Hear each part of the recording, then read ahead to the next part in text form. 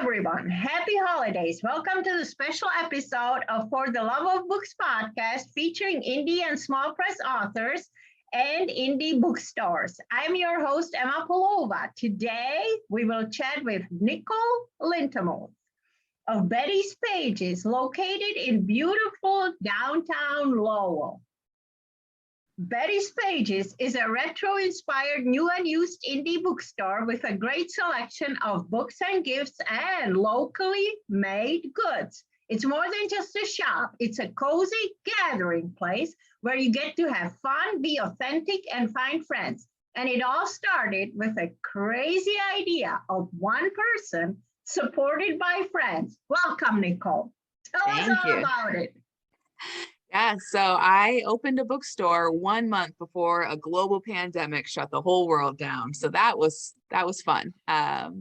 It's a dream come true, though. I was that kid who loved bookstores. We didn't have one in the town that I grew up in. So anytime we went someplace where there was a bookstore, you couldn't drag me out. Like I didn't want to leave. I loved them. So now I get to do this every day.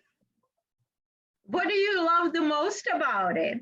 I actually just got to do it. I got to have a conversation with a kid who was so excited about books and talking to somebody about books, and that I had books that they were excited about. And so we just got to kind of nerd out about books for a little bit. And she was reading a book and she wanted to get another book by that author. And I didn't have the one that she wanted, but I got to tell her that there was a sequel to the book that she was reading, and she didn't know that. So she was incredibly excited about that. So that was really fun for me. That sounds like fun. So what prompted you to create this space focused on community? Yeah, I was in a job that I hated. I worked in banking, and I was very good at what I did. And I had gotten this new job that on paper seemed great. I had a better title. I made more money, and I hated everything about it. I did not want to go to work because I just sat at a computer all day sending information off to other people to make decisions, and it was awful. And so I just started kind of doodling on a notebook this idea of opening a store. And when I told my husband and I told their friends about it, they were supposed to tell me, that's nice, how about you go find another job instead? And instead they were like, no, you need to do that, you need to make that happen, that sounds awesome. And so I did, and I took the leap and I opened the store, and it has been a wild ride, but I don't regret it at all. It's such an interesting thing to get to see people experience, some people experiencing a bookstore for the very first time, because we haven't had one in town for such a long time. And just the joy that people have in getting to be in a space like this. What makes your bookstore unique? Yeah, I think what's cool about indie bookstores on the whole, and our store particularly, is you can always tell exactly the personality of the person who owns the store. We curate our stores. That's a big part of what makes an indie bookstore, just like it does with indie authors. Like, you very much put your heart and soul into it, and it reflects that. And so I think when you come into my store, you definitely see my personality. It's very nerdy. It's very open and welcoming. It's very, we're going to have lots of things here that reflect who I am as a person. And I think that's great, because obviously I'm a fan of myself, but that's what's cool about indies, is you're going to find you can never have two indies that are exactly the same when you put them side by side. Just like indie authors. Exactly. So tell us about your selection. First, let's talk about your books, then gifts, and your locally made product. Yeah. So for books, I love to have books that are by diverse authors. It really is important for me that people get to see themselves reflected in the books that I have on the shelf. I was in my 30s before I finally read a book by author that reflected my lived experience, and I don't want other people to have to wait that long for it. So that is definitely my focus when I'm picking books for the store, is are these stories and are these voices that are not heard enough, and can I get them on the shelf? So that's kind of my driving focus behind it. I'm also a huge romance fan, which is why our romance section is as large as it is, because it's a personal project of love for me to have a well-stocked romance. But yeah, who doesn't love a great romance? Nobody worth knowing. I don't know. There are plenty of people. About your special gifts and locally made products.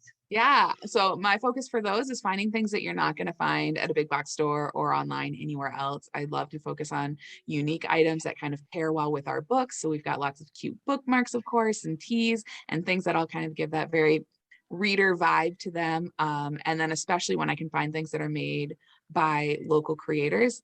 We've got some stickers. We actually have stickers in the store that are made by a local high school student, which is really cool.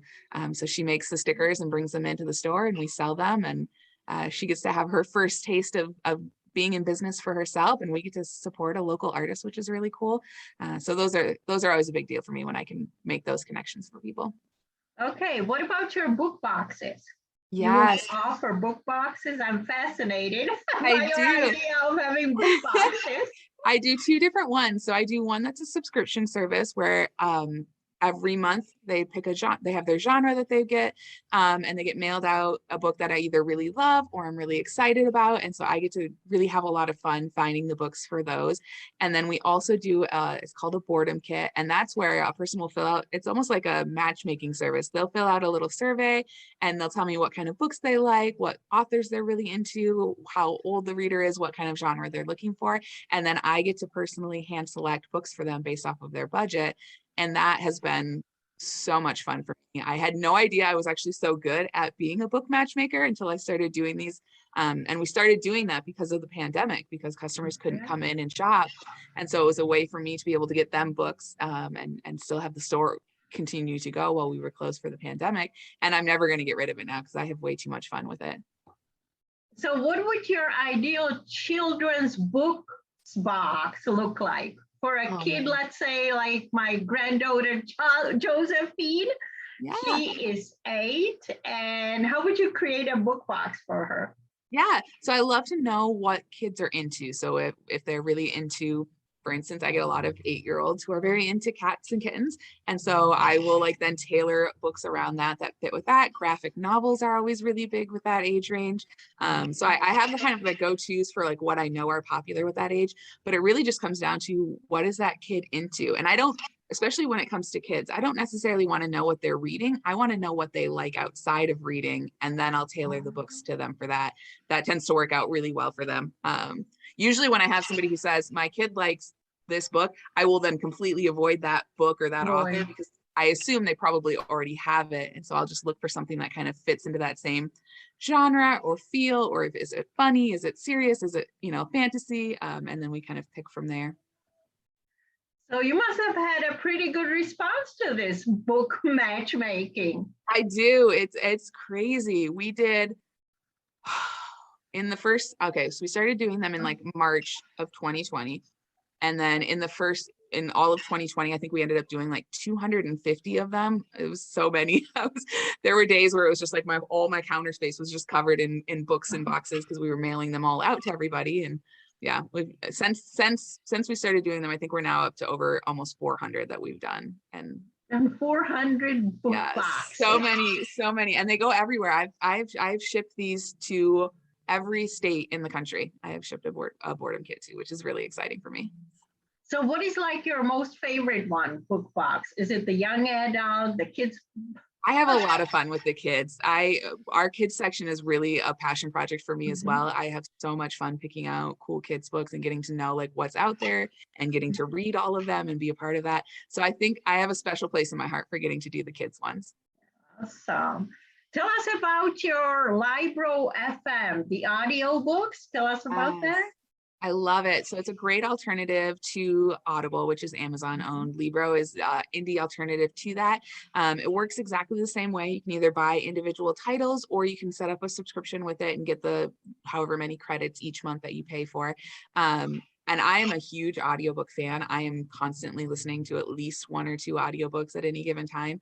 So for me, it's a lot of fun to get to see all of the new audiobooks that are coming out. I've even gotten to the point now where like I start to know all of the narrators and have my like favorite narrators and stuff like that. And if they're like Natalie Nondas, if she has done an audiobook, I will listen to it. I don't care what it is. She could read the phone book and I would listen to her read a book because she's just that good at what she does. And so big fan of that. It's so nice to have like an alternative to suggest to people who like audiobooks and to not have to be just for Audible.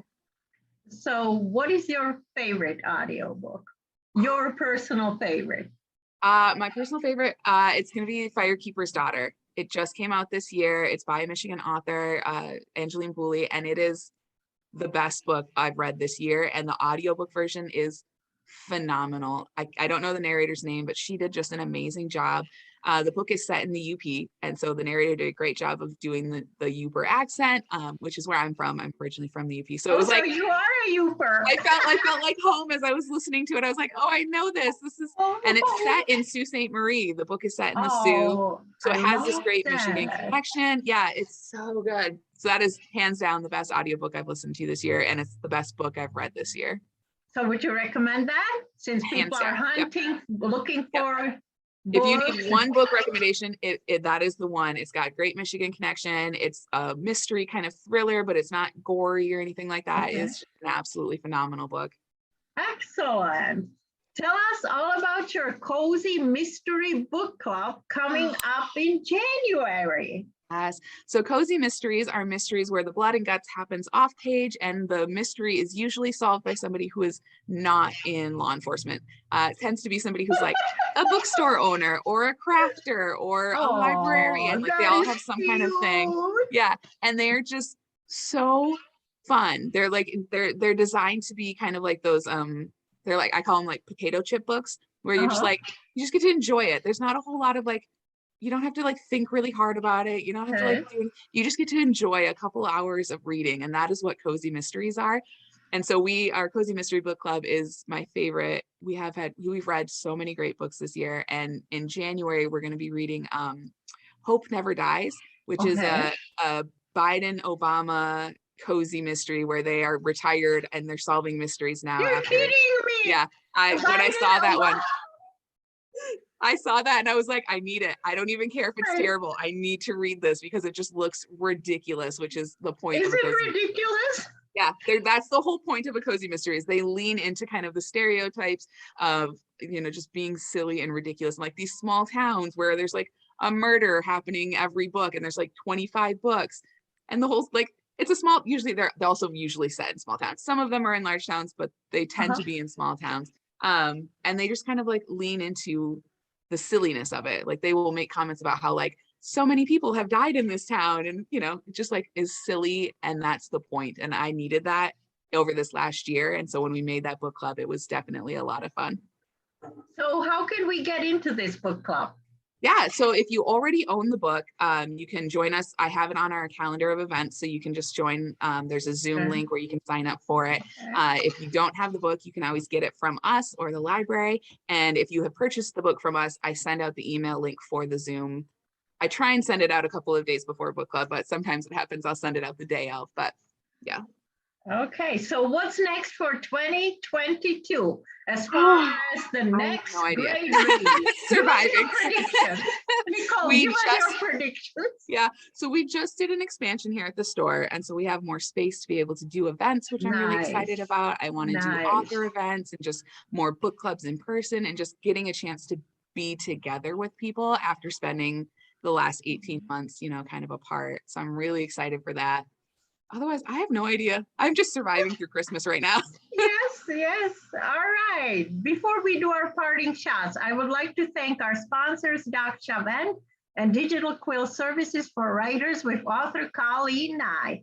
Parting shots from each one of us. Nicole, you go first. What do you want to leave our listeners with?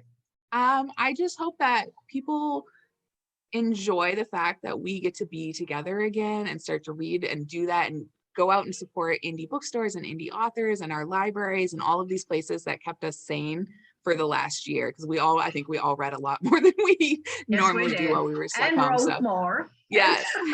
Hopefully at least. So that's my goal, is I hope that we can all kind of continue to appreciate that going forward and supporting them. And my parting shots are: buy indie, read indie, and write indie. Keep your fingers on the keyboard and your butt in the chair. Thank you for listening, and Merry Christmas. Yay. Thank you, Nicole. You're very welcome. Thank you.